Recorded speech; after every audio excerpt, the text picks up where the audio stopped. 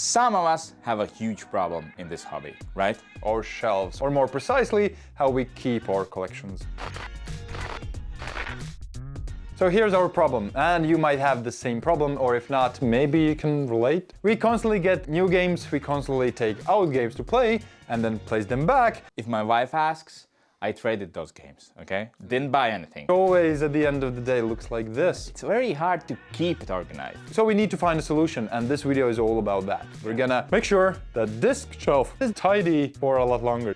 Make sure that it's easy to find the games you need to play or want to play. And the biggest thing, when you get a new game, you immediately know where it's gonna go. What is the best way to keep your board game collection? In 2 weeks, we'll create the perfect sorting solution for your shelf. So for the past week, we've been having chats, video calls, and talking about all the ideas how we can improve the shelf. And what we're gonna do now is we're going to create a prototype. What is a prototype, you ask? What is it? We're gonna take all these games out now and start building it up from scratch. But prototype is essentially an ugly version of the final pretty version. So let's start with just cleaning it out. Also, if you're wondering, yes, the situation with my board games got worse during this week.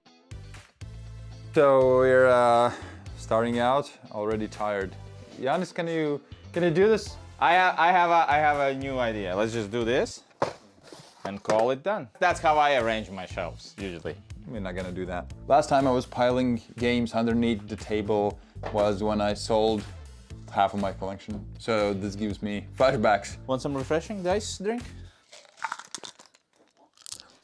So yeah, I have a lot of games that are mine, a lot of games that I've borrowed for filming purposes, and also some of yours that his wife threw out from his apartment and I had to save for his sake. No, I make decisions with games. Stay in my house or don't. A lot of games, but we're almost done. Almost. The only problem is that we have the heaviest games, which means campaign games, right at the top. This one we're gonna play today and then talk about in Games of the Month. So if you're excited to see something about this game, watch our Games of the Month next time we do it, which is at the end of the month, right? Or sometimes we do it at the beginning of the month and then everybody's like, how do you dare making a Games of the Month video in the beginning of the month? Because we're from the future, baby. Okay, I'll tell you now. This is a scam. It's just a long video of us taking out stuff from a shelf. Hey, some people are into it, so we're doing it for them. All right, so this dusty shelf is our canvas now. So let's make a prototype and let's make it count. So I want to order these games based on two facts. Number one is difficulty. Okay. And number two is the time it takes to play them. Another task that we thought of is that we could mark the games. Like for example, you know, sometimes you just want to play a cooperative game. So it would be really cool if you would come here and already see this is a cooperative game. All right, so this is going to be one axis. I'm reminding you, this is just the prototype, so don't worry about it not looking too great for now. D.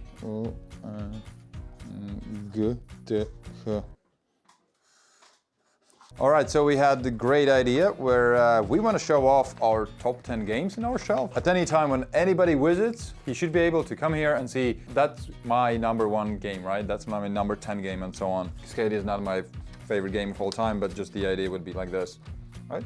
So you have number one and it's there. My idea was to do it like this, to place it right here. The biggest thing is what happens when you take off the lid and put it back. Does it stay there? If it does, it looks good. And it does look good. So from this messy shelf, we got to an empty shelf, and now we got to a shelf where I can figure out that this is a co-op game. This is Janis's number one game of all time. And these are super light, right? This is super light and short. And these ones are heavier and longer. Definitely there's gonna be boxes that not gonna fix in the collects and they will have to go. No, you have to just use strings. Just help me. And we're still gonna have to place them right here. What's the thing about campaign games? First thing, you have to finish them. Second thing, you have to remember how much of it you haven't finished yet. And what's the third one? There's too many of them, and I start too many of them, and then I cannot finish any of them, and then I feel bad about it. Am I spiraling? Should I stop? I should stop. What we're talking about is the progress of each game. It would be great if you could see how far along you are with that game, and that also could add an extra sense of like accomplishment. So you can fill out the bar once you are done with it a little bit more. One thing I really like is when you go to museums, at least in this part of the world, they have like a visitor's book, like a logbook, where you can enter the date and time, your name, and what you played. And just leave like a memory. Thanks, this museum was great, changed my life. Now I'm gonna do pottery full time. What is the last thing you played? Oh, I don't remember, but let's just check the logbook. Oh, it's Cascadia, and I played with those people, and one of them said, what? Okay, I'm not gonna read that on camera. Now I know what is last thing I played, with whom and whom to not invite ever again. So we also have 2 arrows right here. Number 1 is the incoming games. I have tons of games incoming each week, month. Oh, I'm Janis, I have a ton of games incoming. So I want to place them all in the same place, also maybe in order. Whenever I play it, I then can place it somewhere else. And then there's this other arrow. You need to be this tall to be sold. This is the game you're not gonna keep. You place it there and limit reached. Please eject these games from your collection immediately. One of the really cool part of this hobby is exchanging games with others. Having a logbook basically where I borrowed and have these games listed here, so I always remember from whom I just borrowed something, and then also I lend games to these people, because sometimes games just disappear, and now people will be accountable. You can call Alice and scream at her. Where the hell is my game, Alice? All right, so there's gonna be other ideas, and we definitely have to work on some of these ideas, make it look pretty, and then get those games back in the shelves. Let's get to the final version of the perfect shelf. Let's split the tasks. I'm gonna do all this, and then you're gonna have a good night's sleep. Yeah, sounds about right. Okay, see ya. I'll try not to get too tired. Yeah. Bye.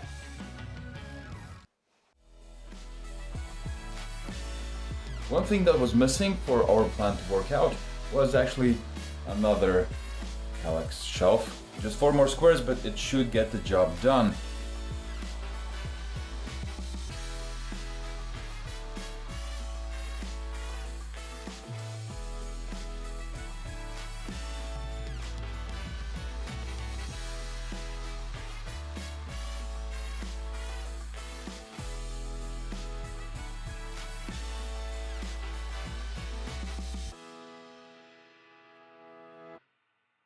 So it's the final reveal time, and this is the shelf. First of all, the most important part, the whole collection now has been sorted based on the difficulty of the game and the time it takes to play it, including the rules and everything. It's of course subjective, because a lot of those I just don't remember the rules, and that means it's more difficult as well. Because usually people come here and say, you know, I have just half an hour. Here we go, half an hour games. When we wanted for some games to stand out, we added some tags, and here's the legend. Games for large groups, co-op, solo, language independent games, all sorted and tagged, so I can easily come in here and see, all right, I have a little bit of time to play a solo game. Can't find any. Here's one.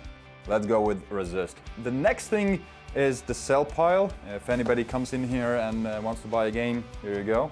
You can buy any of these. And whenever it's this high, you know they have to go. I have to make all the posts, I have to make all the pictures, and finally get rid of them. Next thing we have now is a guest book. Whenever somebody plays any of the games, they will write what games they played, or maybe they have some quote or something that after a year we'll see how full this is. One amazing thing right here is the sorting station, because I want to keep this collection as tidy as possible for as long as possible. And if I finish a game at, let's say, 2 a.m., probably won't have the patience to find the right place for the game. So I could just come in, place the game here in the sorting station, and when I have time, place it here. And I think that's a good small trick how to make sure that shelf stays organized a lot longer. Here's a little box. Board games have a lot of tiny little components that from time to time get lost, so all of them can be sorted here. There are extra dice, D&D dice or regular dice, and other things will be kept here. Easy peasy, take it here and leave it. Next thing you might have noticed, some of the games right here have numbers on them, and these are my all-time top games. Number 10, Slay the Spire. I'll update these numbers each year when we do Best Board Games of All Times video. Check it out if you haven't just yet. All of these games, whenever somebody asks what are your favorite games, I don't have to speak. Little tiny thing that's super cool. are these things. These are campaign games that you play a lot of sessions of, and I'll tag my progress here. Whenever I do a session, I'll add a bit more there. I draw in my progress, and it's just more satisfying that way. Sometimes we'll give that extra pressure to, you know, I haven't played this for a while, there's still a long way to go. Should play this one. Finally found a place for Crocodile. From our board game Hangover meetup, all you lovely supporters and people, we find a great place for the large poster we printed out and you guys signed. Thank you for that. And we have here underneath brilliant games that I need to play. Learn the rules and play. We have older classic games that I haven't tried. And last, I think the last thing right here is the hope to see it someday again board game list. We also have Thanks Imans, because we usually borrow games from Imans. It's magnetic. Here's a huge magnet. It just stays here. Looks beautiful. It's tidy. I really like it. With time, we'll notice some things that we'll need to improve. Subscribe for any updates on the shelf. But so far, it's epic. It's clean. It's lovely. I really like it. And that's my board game shelf. Any comments? Leave them down below.